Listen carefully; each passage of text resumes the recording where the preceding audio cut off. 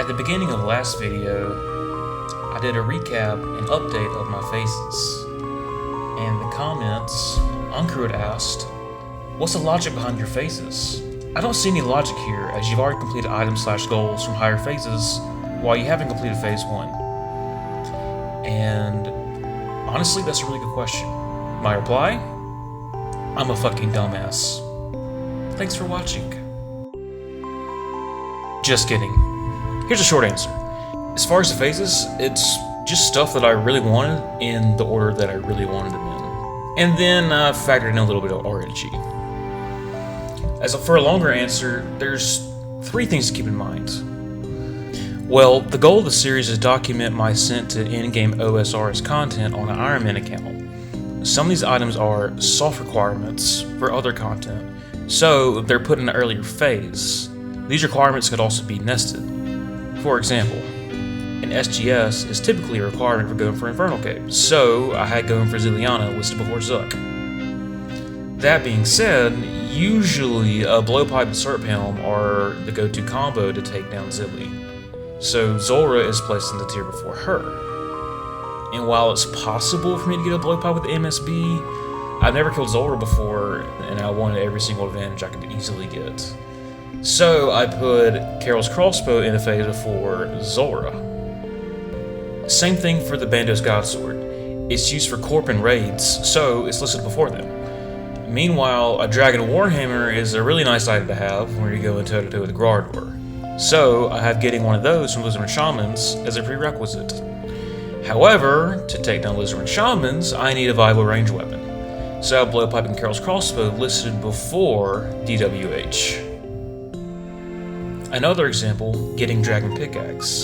For that, I wanted to get a nice crush weapon. I gave myself 2 options here. An easier, safer to obtain Serachnus Cudgel, and a better, harder to create Abyssal Bludgeon.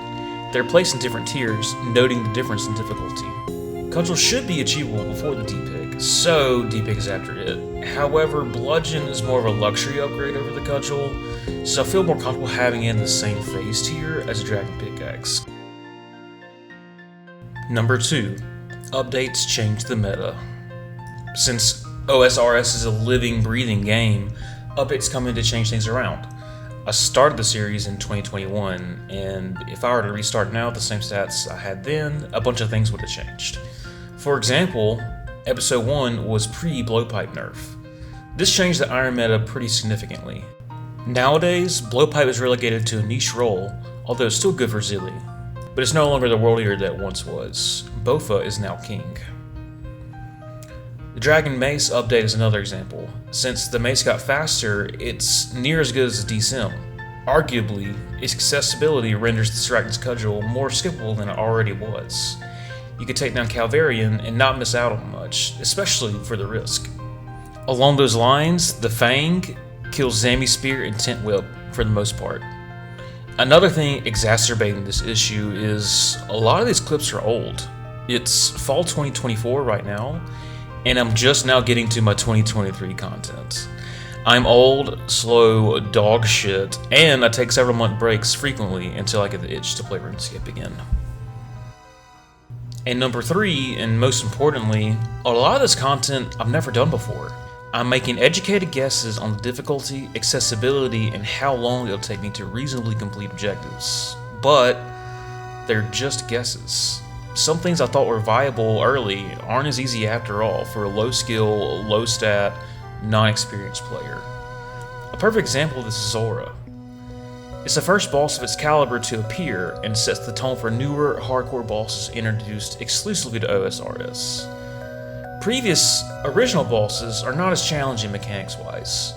First you had like the quest boss tier, where you simply pray protect or just safe spot them to win. In a tier above that, you have bosses that will input a different simple move, or they might have other monsters in the room you have to consider. For example, the giant mole will dig away sometimes, or a KBD might use a special breath attack over his normal dragon moveset. And once the initial kills for Dagannoth Kings are done, each brother is simply just a DPS check, along with dealing with the Spinalips, or Spinopolips, or Spinnerax, where the fuck they're called. Then you have more complex pattern-based shit are dangerous movesets like Zulrah, Vorkath, Muspa, or CG. Obviously, there's more complex stuff than these, but let's go back to Zulrah. Zulrah is like riding a bike. Once it clicks, you get it. You still get fucked up every now and then, but typically you're fine as long as you don't forget your pattern. Until it clicks, you're going to get fucking rotated. Let's take my first attempts for example. If I knew what I knew now, what I did back then, I probably could have pulled off kills in my shitty setup that I originally had. But back then, I had no idea what I was in for. So let's ignore the mechanics and just look at the gear. How badly was thine fucked? Let us count the ways. Anti-poisons for dealing with venom, strike 1. Regular ringer recoil, so I have to deal with them breaking instead of a suffering I can pretty much ignore. Not to mention, suffering gives insane defensive stats and would have freed up an inventory spot. Strike 2. Not nearly enough combo food, strike 3. Ivan's Blast, strike 4. A two-handed ranged weapon going into a staff and a book, it's just gonna fuck up your switches eventually, especially if you're a baby and you're just learning. Strike 5. And my POH missing an ornate rejuvenation pool and a fairy ring, strike 6. That's 2 outs, bitches. Add in hard mechanics and someone who's never done it before, that's 3 outs and my stupid ass is running back to the dugout to get my glove.